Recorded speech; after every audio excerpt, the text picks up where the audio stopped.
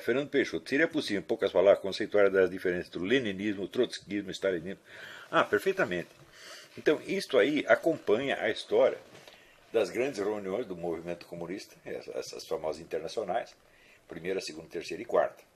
Quer dizer, a primeira é a fundação, né, do movimento comunista pelo próprio Karl Marx. Karl Marx chegou lá, passou uma rasteira nos outros concorrentes e virou o chefe do movimento que já existia, na verdade.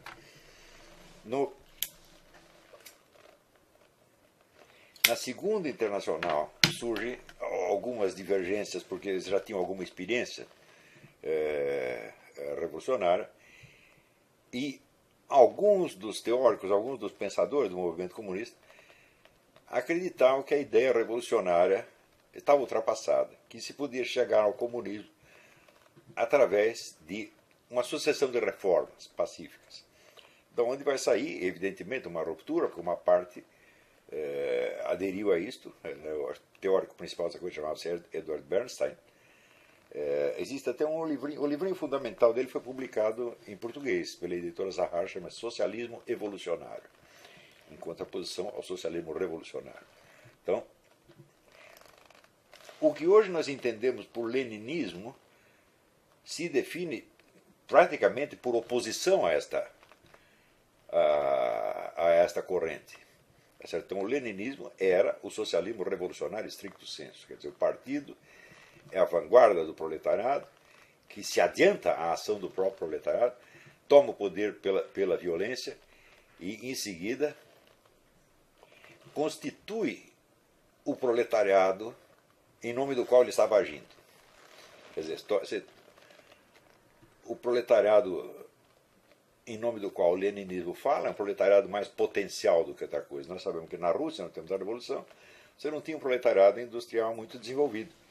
Era um proletariado incipiente. Né? A maior parte da população era camponesa, uma classe que, na versão original do comunismo, era tida como reacionária.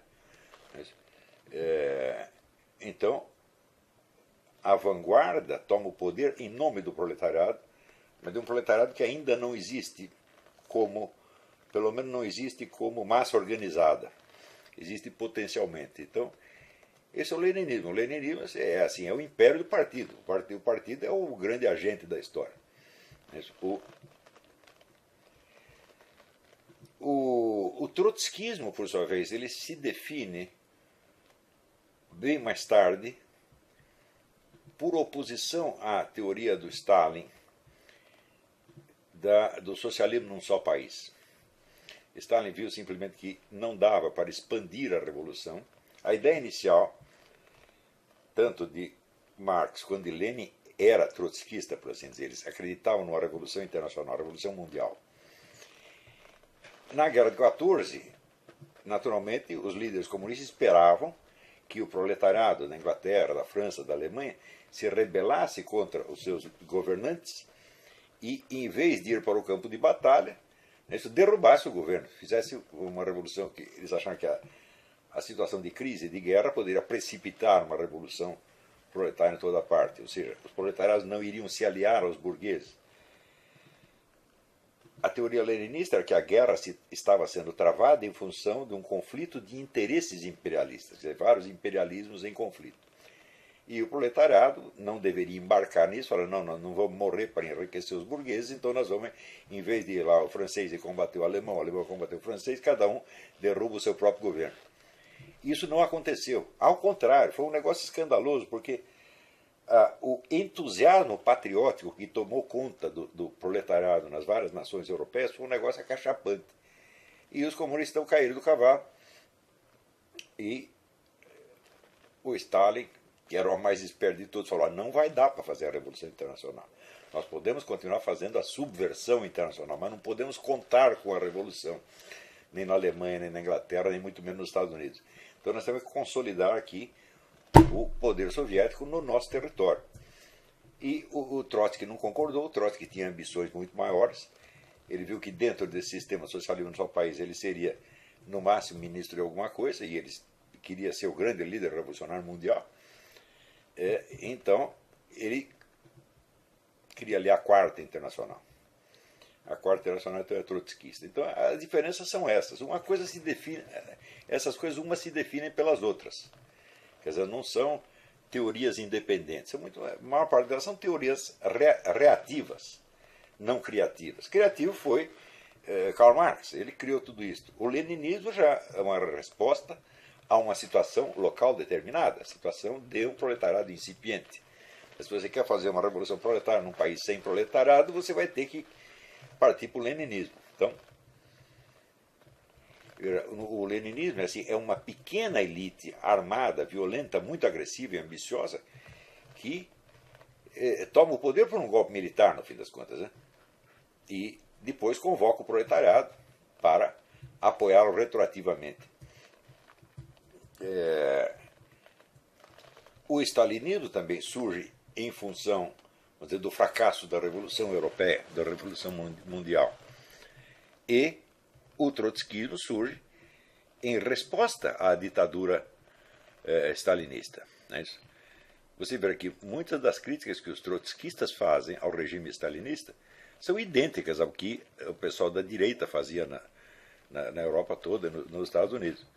Mas ele fazia essas críticas não em nome de uma ideia de democracia ou de paz, etc., etc., mas em nome da frustração do revolucionário que esperava a Revolução Mundial e teve que se contentar com o socialismo num só país.